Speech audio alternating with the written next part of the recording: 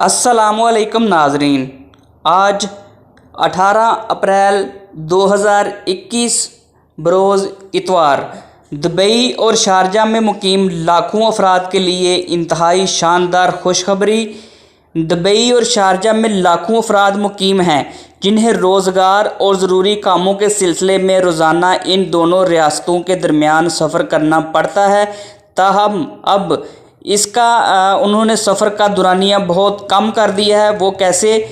Dubai और Sharjah को मिलाने वाली नई सड़क ट्रैफिक के लिए खोल दी गई है, जिसके बाद एक रियासत से दूसरी रियासत तक पहुंचने का सफ़र सिर्फ 9 मिनट में तय हुआ करेगा।